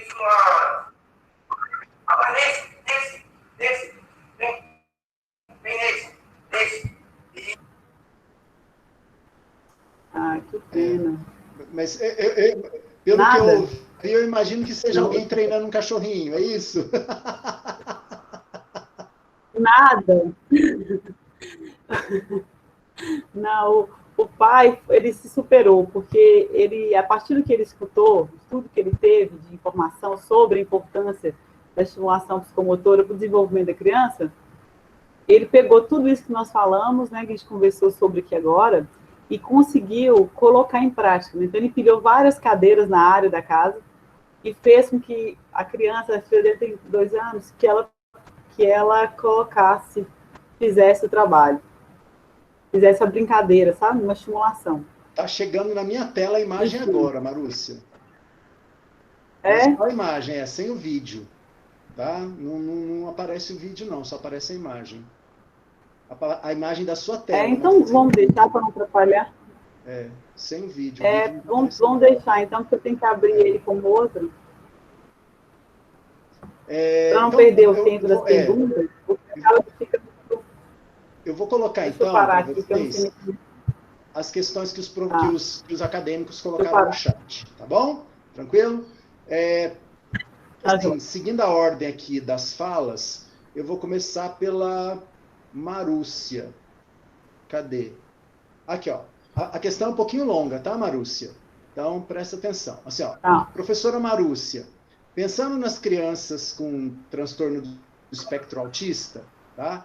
Que participavam de projetos no seu dia a dia, né, ou em projetos, ONGs, instituições privadas, etc. e tal, para desenvolver todas as habilidades que você citou, né, a situação da Covid... Peraí, Roque, meu vídeo começou a rodar. O vídeo começou a rodar, que eu não estou conseguindo fazer ele parar. Peraí. Eu acho que agora ele vai. Agora ele vai parar. Vai. Ai, Jesus, como é que para? Só Deus de misericórdia, né? Vem, aí foi, parou. Parou? Ótimo. Vamos lá, minha querida. Então, acontece, gente. Ao vivo é isso mesmo. Né? É ótimo, ótimo. Se Olha não fosse lá. Comigo, não seria eu. Foi bom, ficou leve, ficou tranquilo. Foi divertido. Descontraído. Bom. Né? Deixa eu Agora falar tá para um novo você. DTA comigo, coitado. Fala aí. Marúcia, a Karen Giovana, ela está perguntando o seguinte: pensando nas crianças com TEA, tá? Nas crianças com transtorno do espectro autista, né? Essas crianças normalmente elas participavam de projetos, né, em ONGs, instituições privadas ou projetos de parceria mesmo, né, para desenvolver as habilidades que você citou. Mas nessa situação da Covid, como esses projetos e essas iniciativas não estão funcionando, muitos pais estão desamparados e não sabem como trabalhar com essas crianças, né? O que você poderia recomendar nessa situação? Tá? Espera aí, não responde não. Deixa eu fazer o bloco inteiro. Tá bom? Tá? Tá bom. Vinícius, o Marcos Vinícius, ele está perguntando o seguinte, né? Com esse novo modelo de aulas e treinos online que nós tivemos, né, ao qual nós tivemos que nos adaptar, a gente tem que levar em conta a questão das lesões, da possibilidade de lesões por falta de monitoração adequada, né? Como trabalhar com isso? Você acha que esse aspecto é um aspecto importante, impeditivo, enfim, você entendeu a questão, né? E por último, Berê, minha querida, Berê, a Williane, ela está perguntando o seguinte, ela disse que ela é voluntária num grupo de idosos e vários desses idosos têm uma grande dificuldade, né? Dificuldades típicas de idosos, né? E ela está perguntando o seguinte, como é que eu poderia prescrever exercícios se eu não sei como é que eles estão fisicamente e cognitivamente nesse momento? Ok? Tranquilo? Marúcia, vamos lá, minha querida, é com você, tá? Então, a gente pega bem naquele ponto que diz que é o nosso grande problema. O que aponta é o facilitador, né? Que quem está com essa criança com espectro autista, ela é que vai fazer a intervenção. Aqui no projeto, a gente tem essa facilidade de dar o acesso às pessoas e a gente entrega um kit. Mais ou menos parecido com aquele kit, né? Que eu mostrei na live de terça-feira. Nós montamos alguma coisa que vai trabalhar. Mas nesse momento, como o carro-chefe de criança com espectro é a questão das relações sociais, a dificuldade de interação, então eu falo assim, não fica muito preocupado se a criança não está evoluindo cognitivamente, se ela não está melhorando alguns aspectos, né? Se ela teve perda motora, se ela... Nesse momento, eu penso que o que tem que estar tentando fazer com que esse facilitador ele consiga fazer com os hábitos de vida diário, né, uma relação de proximidade. Então, qual é a sugestão, né, que eu falo? Que muitos pais continuam trabalhando. Né? Eu vou te falar um exemplo que eu tenho aqui, que não é do projeto, que é uma pessoa que eu conheço, e que ela estava com esse problema. Então, ela trabalha na padaria. Então, ela tem que estar na padaria todos os dias, 5 horas da manhã. E o filho dela, que tem um espectro, está em casa com a pessoa que ela está pagando para cuidar. E aí, então, ela não pode levar para pai, ela não pode levar para fono, ela não pode levar para lugar nenhum. Então, o que eu falo com ela? No único momento que você tem disponível, que é lá o seu horário de almoçar, o ato de dar o almoço, o ato de dar o banho, qualquer coisa que você vá fazer com seu filho, você tente buscar com ele a busca do olhar, né? Tentar fazer com que ele interaja, ter esse acesso com ele, que ele tenha essa evolução, porque você vai ter que fazer dentro do seu ótimo, né? Dentro daquilo que você tem disponível. Porque tem muita coisa disponível na internet. Graças a Deus, se entrar aí, né, vários profissionais, igual a Pamo Espanholeto, todos os profissionais que mexem com essa área de terapia e que são profissionais de educação física, eles estão fazendo muita coisa legal. Mas o que eu penso nesse momento direcionar é fazer algo do dia a dia mesmo, tentar estabelecer para diminuir um pouco essa ansiedade, estabelecer as rotinas, né? Porque a criança com espectro, ela fica muito ansiosa. E aí, como mudou tudo, então, visualmente. Agora você vai, mamãe está aqui mexendo no computador e agora você vai ler o livro. Aí ele tem que fazer o desenho do livro, dele lendo o livro e colocar. Terminou de ler o livro? Retira aquela figura, guarda. A próxima figura é o quê? É hora do almoço? Aqui, olha, João, nós vamos agora almoçar. Então, agora já vamos almoçar. Então, porque a criança do espectro, ela precisa ter essa percepção visual e concreta. Não adianta dizer, olha, assim, que ela vai se perder. Então, tem que estabelecer uma rotina e tentar trabalhar essa rotina de forma prazerosa, leve, com um olhar tranquilo, sem aquele imediatismo de tem que funcionar, tem que evoluir, né? Porque cada dia ela vai acordar de um jeito. Se nós acordamos todo dia de um jeito, com a macaca, né? Com a avó atrás da porta, então a criança com espectro tem uma tolerância diferenciada, por que não? Não é assim? Tem que ter essa sensibilidade. Perfeito, Maruce. Perfeito, minha querida. Obrigadão. Vinícius? Então, uma pergunta interessante, né, Ró? Eu estava aqui pensando que isso se encaixa no processo de monitoramento, né? Que foi uma das reflexões da minha fala no início. Quando eu falo em monitoramento, realmente é um complicador você fazer essa manutenção de visualização, até para ver o ponto que esse indivíduo ele está num ponto que ele pode se machucar, se ele não está conseguindo fazer aquele exercício de forma adequada, né? Qual é o quadro de dor que ele sente em função do seu exercício, e onde que é essa dor.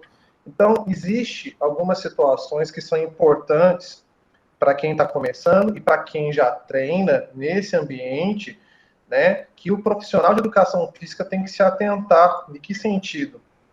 No sentido de proteção desse cliente. Primeiro, ele tem que lembrar que é muito complicado a gente manter performance dentro de casa. Tá? Performance é algo mais complexo, né? Mas o processo de manutenção da saúde talvez seja muito mais tranquilo do que a própria performance nesse sentido. Então, é algo de que a gente consegue perceber isso no dia a dia dos profissionais. Ok. Mas, independente dos dois, eu tenho que monitorar. Eu tenho que fazer esse monitoramento adequado. E aí, é muito interessante a gente pensar nos princípios do treinamento, mas não nos princípios somente biológicos, tá? Sim nos princípios também pedagógicos do treinamento esportivo, para pensar nas questões de monitoramento. Então, quando a gente fala de princípio pedagógico, eu estou falando lá da participação ativa e consciente do indivíduo, né? Onde que ele está sentindo dor, como que é essa dor, é dor de rendimento, é dor de lesão ou possível lesão, né? Como é que está acontecendo isso? Você conseguir conversar muito bem com o seu cliente para ele conseguir entender isso. E você também conseguir entender. Né? Um segundo ponto também, além da participação ativa, né? A gente está falando de educar o cliente no sentido de percepção, tá? Você está sentindo esse músculo? Você está sentindo o joelho ou a estrutura acima, abaixo do joelho? Como é que é isso? Importantíssimo. Segundo ponto, né, do princípio pedagógico interessante, a transferência do treinamento, né? Aprendizagem de novo movimento. E aí a tecnologia, ela ajuda a gente, né? Grande parte das pessoas que estão atendendo aí, os clientes têm câmeras, celulares extremamente bons, com tripé, com tudo, para fazer esse monitoramento, né?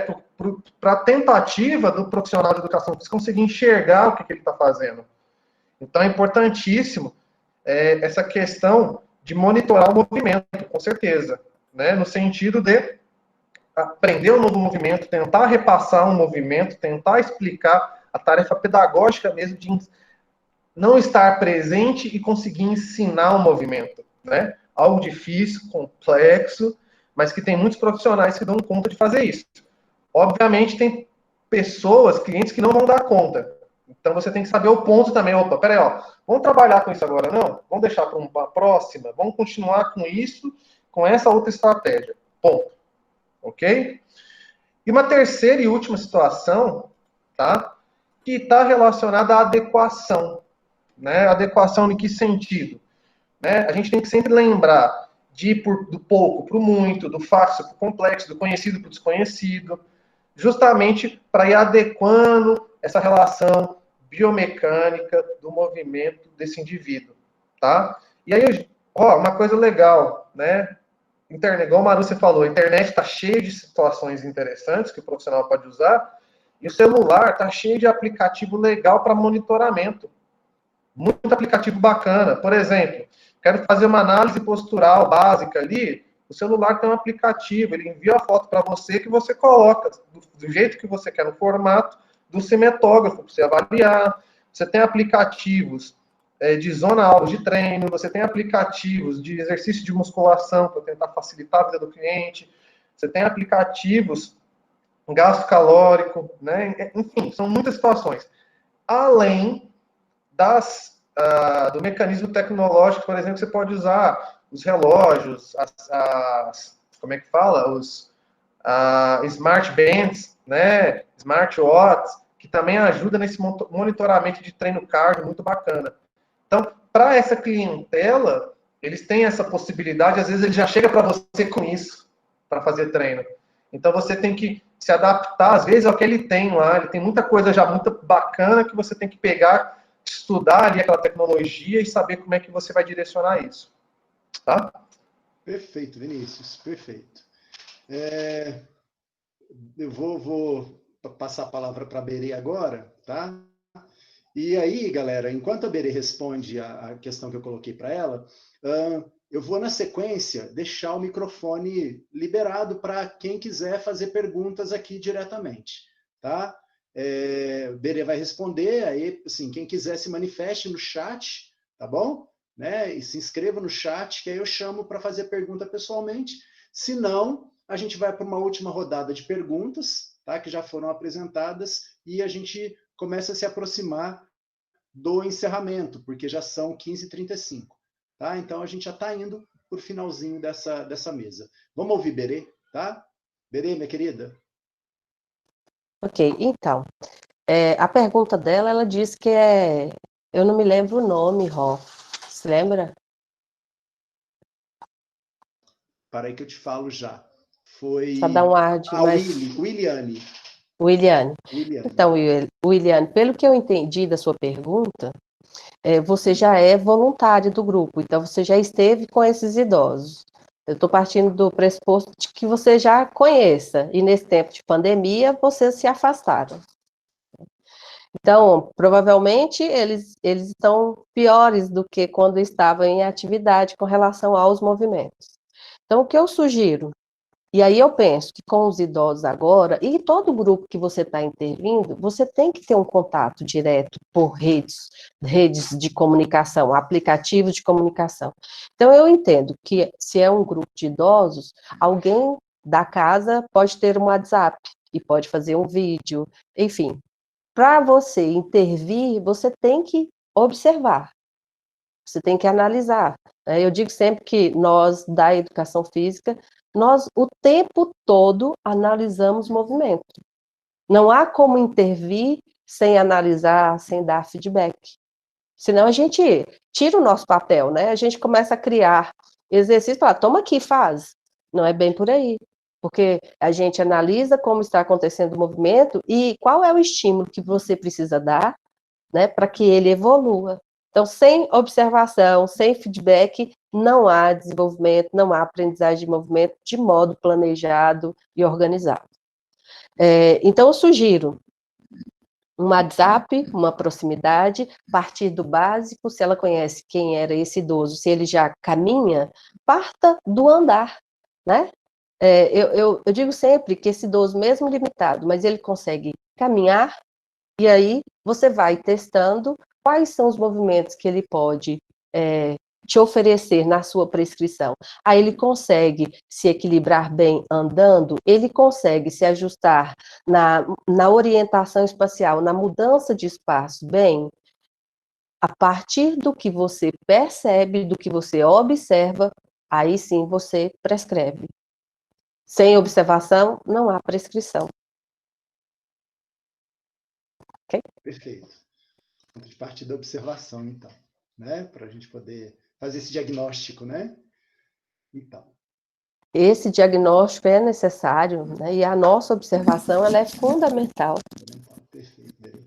Gente, no chat, nenhum acadêmico se manifestou para falar, tá? Ninguém falou, ninguém levantou a mãozinha dizendo eu quero falar. O microfone está aberto, tá? Para vocês, né? Para quem está participando desse Meet agora, falar com a gente, conversar literalmente além do chat. Alguém tá disposto? Alguém está interessado? Alguém tem uma curiosidade aí para expor, né? porque senão eu vou fazer a última rodada e já vou para os finalmente. Pode ser? Podemos fazer assim então, gente? Podemos, né? Então tem mais uma rodada. Por mim de tá perguntas. tranquilo. Tá. Mais uma rodada de perguntas aqui, né? Deixa eu ver. Uma rodada de perguntas aqui de acadêmicos também, tá? Eu vou para ela. E aí, pedir para que todo mundo seja breve, porque já são quase 3h40, então bem breve na resposta, e que na sua resposta você já faça o seu encerramento, tá? E dê o tchau para a galera, tá bom? Então, Marúcia, a primeira pergunta, né? Na verdade, é uma pergunta que a Karen Giovanna, ela ainda colocou mais uma questão, que é a seguinte: alguns casos são mais graves e, nesses casos, há a necessidade de tomar remédio quando as crianças ficam muito agitadas pela quebra da rotina e pela falta do que fazer em casa, né? O que você poderia orientar nessa situação? Ok? E a Natália Ciega também pergunta o seguinte: existe profissional de educação física atuando nas creches hoje? Ok, Marúcia? Tranquilo? Okay. Vinícius, o Matheus Nagem, ele pergunta o seguinte: como fazer essa prescrição de exercício remota cumprindo com essas etapas que você mencionou, sim, sem que... enfim, vou começar de novo, porque tentar...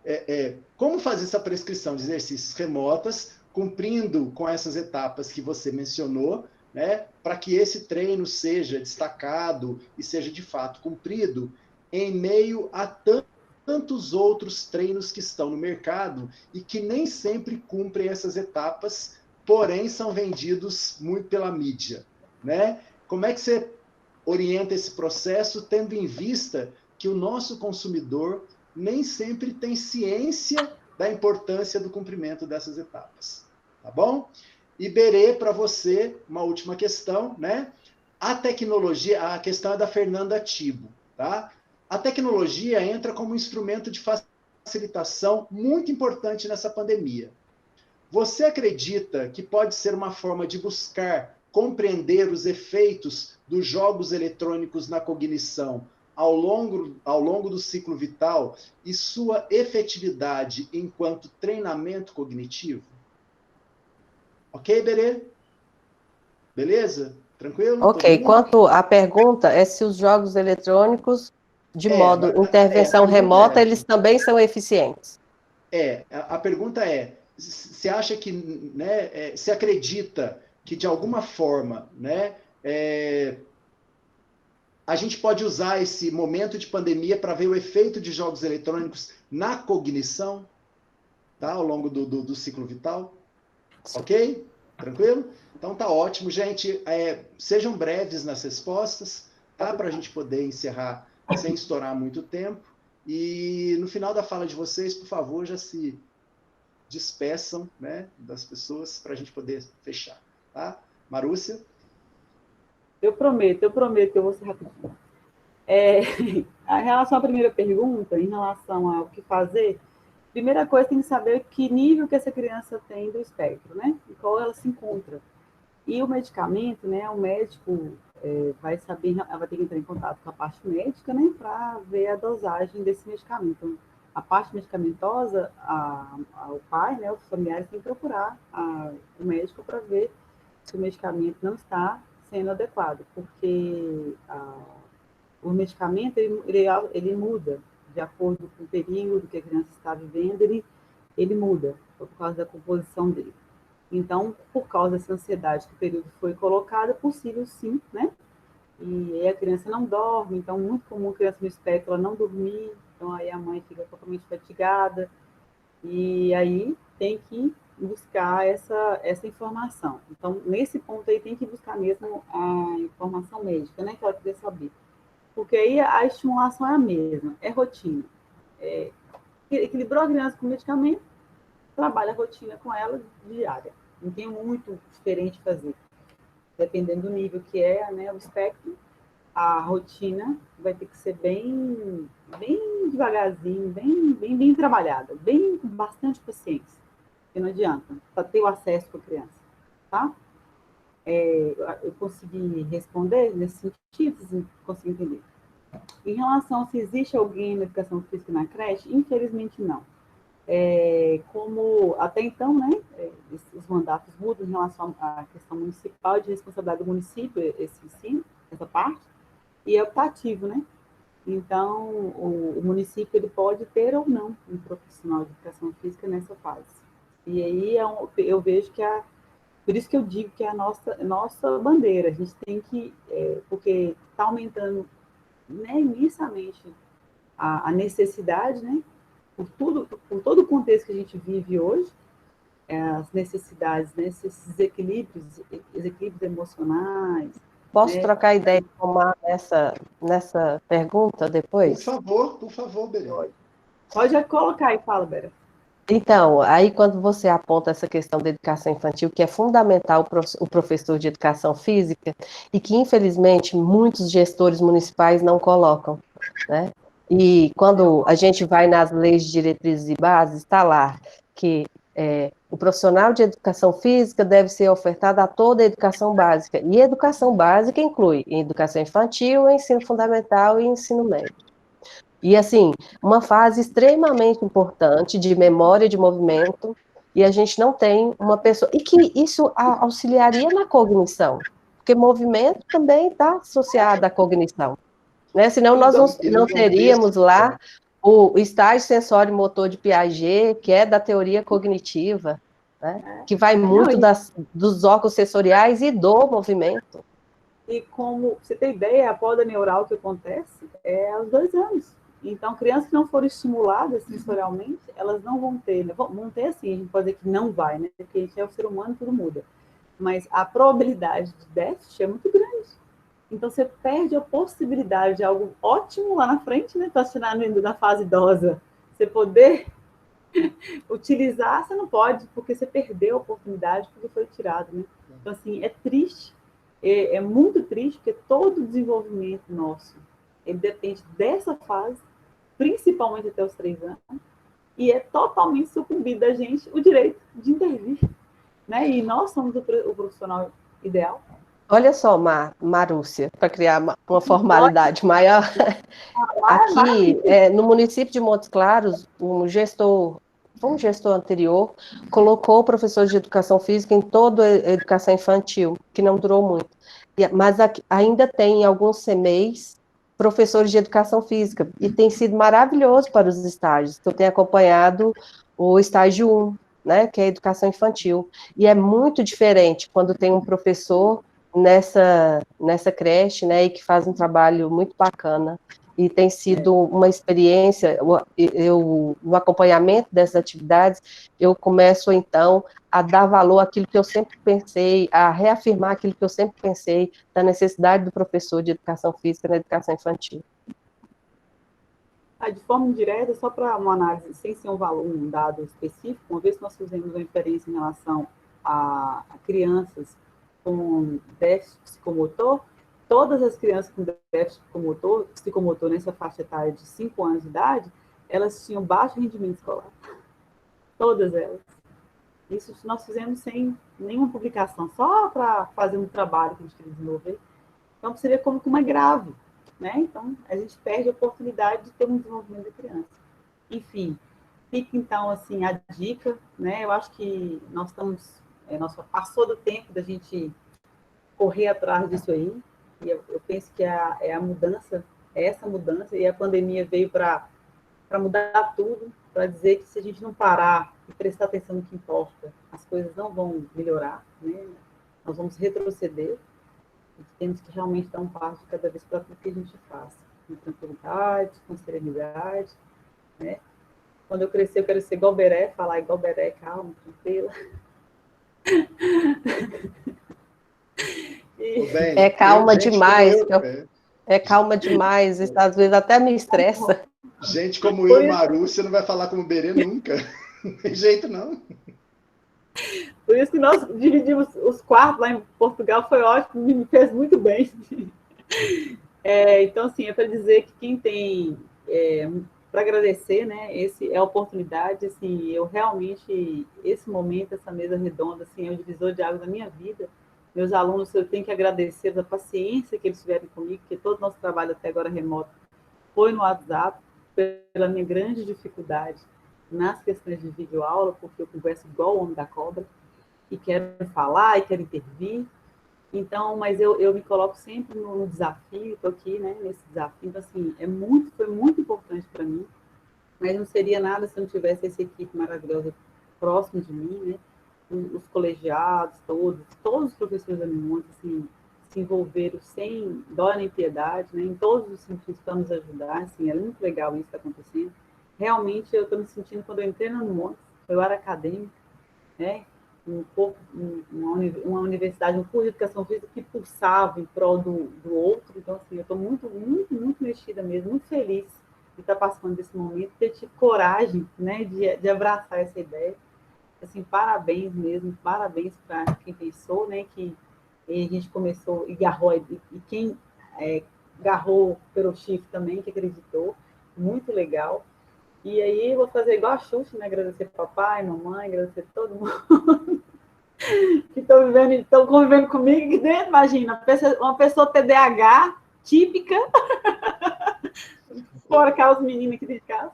Ô, menina, esse trem de brincar de Xuxa tá virando o maior sucesso, porque tudo que todo mundo quer, com essa loucura que nós estamos vivendo, entrar num disco voador e sumir mesmo, né? Porque aqui já deu o que tinha que dar. Tá? Marúcia, obrigado, minha querida, tá? Obrigado pela tua participação, tá bom? Show demais, como o pessoal tá falando aqui. Vini, com você, meu querido. Beleza. Então, ó, respondendo ao Lucas, né? E também pode ser dúvida de vários aqui. Eu vou falar em função de uma fala aqui do chat, até do professor Saulo, que ele colocou aqui, que foi muito interessante, tá? Se a gente pensar nessa concorrência que já tem, né, que de alguma forma o que tem na internet às vezes atrai mais esse cliente, às vezes é mais em conta para esse cliente, mas a gente não tem a certeza de toda essa situação que foi apresentada, essa responsabilidade, né, do processo avaliativo, prescrição, monitoramento, né, essa preocupação com aquele cliente. A gente não sabe como é que é para algumas situações. Então, às vezes é bem complicado concorrer com esse tipo de situação. Só que o Saulo levanta uma questão aqui no chat, que é legal, porque assim, nesse momento, ter novos clientes é um pouco mais complexo. Você adquirir novos clientes no processo de exercício remoto, tá? Você consegue novos clientes através do network que você tem com seus clientes que você já tinha antes. E aí eles falam assim, ó, tô treinando com fulano de tal, o cara é muito bom, né? Dá pra, né? Vamos fazer lá contato, beleza. Mas você adquirir novos clientes, como você diminui essa mídia da academia sua, você acaba com um pouco mais de dificuldade de adquirir novos. Mas você consegue fazer a manutenção dos que você tem.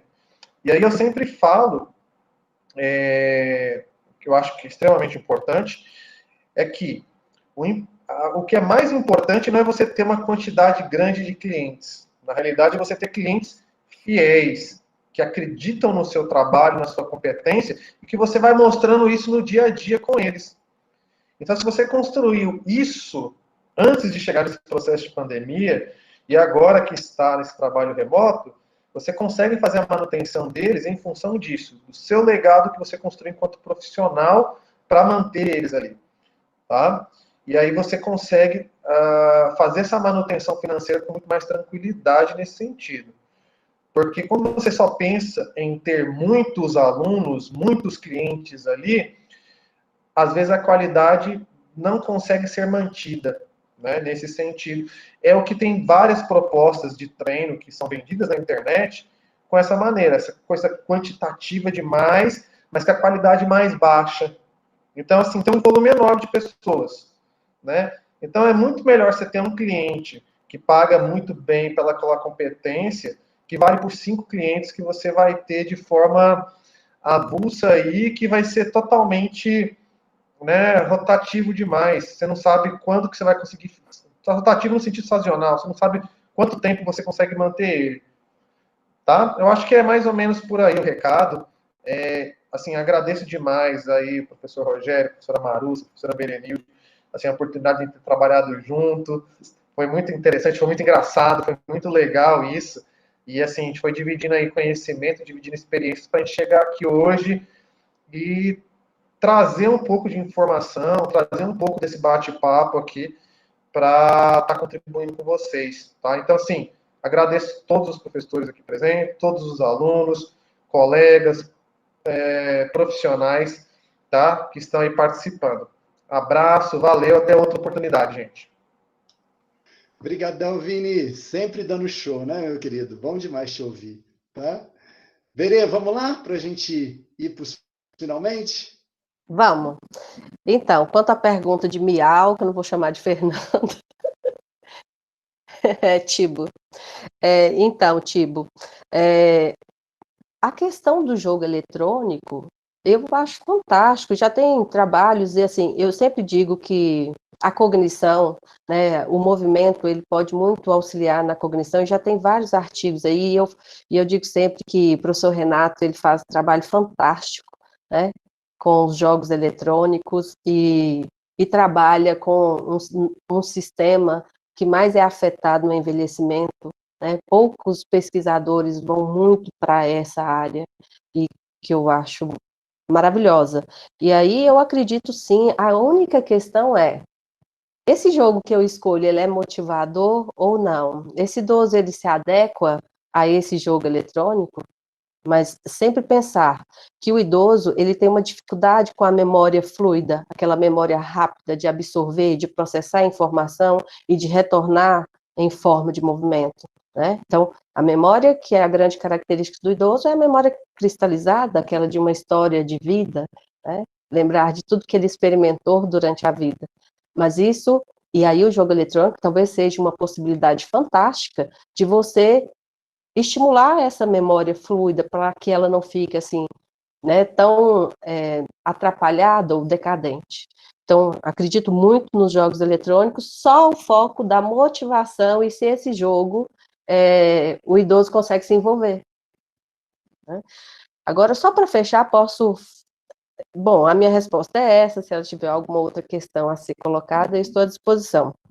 Mas eu queria muito agradecer aos três, Rogério, Vinícius, Marúcia, cada um com sua competência, com a sua forma, com o seu jeito. E foi muito divertido as nossas reuniões, foi um momento gostoso e, ao mesmo tempo, desafiador, né?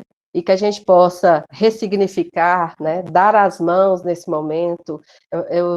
Eu digo sempre na disciplina de desenvolvimento humano que uma virtude muito difícil da gente adquirir é a autoconsciência, é de se colocar no lugar do outro, e eu penso que essa pandemia, ela veio para nos alertar, né, dessa grande virtude, e que esse é o momento da gente pensar muito no outro e se unir, né, para trabalhar, para agirmos juntos. Muito obrigada. Que lindo, gente. Assim, fica até difícil falar depois disso que Berê falou, né? Para a gente encerrar aqui, mas eu também preciso agradecer, tá? Berê, Vinícius, Marúcia, pela cumplicidade que a gente teve, né? Desde o momento que a gente começou a planejar isso, que a gente organizou as coisas, a gente foi comprando as ideias uns dos outros, né? Para a gente poder estar aqui agora. Agradecer o colegiado do curso de bacharelado por nos permitir essa experiência, né? Eu acho que a gente está sendo muito bem sucedido, pelo menos o retorno que a gente está tendo é muito positivo nesse sentido, né? Assim, todas as iniciativas, as lives no YouTube, as lives no Instagram, esse Meet aqui, eu acho que a gente está conseguindo caminhar bem, né? E dentro das nossas limitações, como eu disse a princípio, né, no início da fala, dentro das nossas limitações, a gente está buscando contornar essa situação que a pandemia trouxe para a gente e, enfim, tentar chegar ao nosso aluno, chegar na ponta da maneira mais eficiente possível, né? Como o Berê disse, né, é um momento de empatia, né? É um momento da gente olhar para o outro mesmo, né? É um momento da gente realmente se apoiar, se amparar, né? Porque se a gente quer transformar a realidade, a gente precisa desse amparo, desse apoio, a gente precisa trabalhar juntos. Né? Então, agradecer a presença de todo mundo, né? Em especial Berê, Marúcia, Vinícius, tá? Pela partilha. Um grande beijo, tá? Se protejam, né? E galera, aqui do norte de Minas, né? O negócio aqui em Minas está começando a ficar complicado, né? A gente está com o pico subindo, então agora mais que nunca não é hora de relaxar, é hora de levar mais a sério as medidas de proteção. Protejam-se, protejam os seus, né? Se cuidem bem, fiquem com Deus e até a nossa próxima oportunidade, se Deus quiser. Um beijo para vocês, tá? Valeu, galera. Tchauzinho para todo mundo e é isso aí, tá? Valeu. Tchau.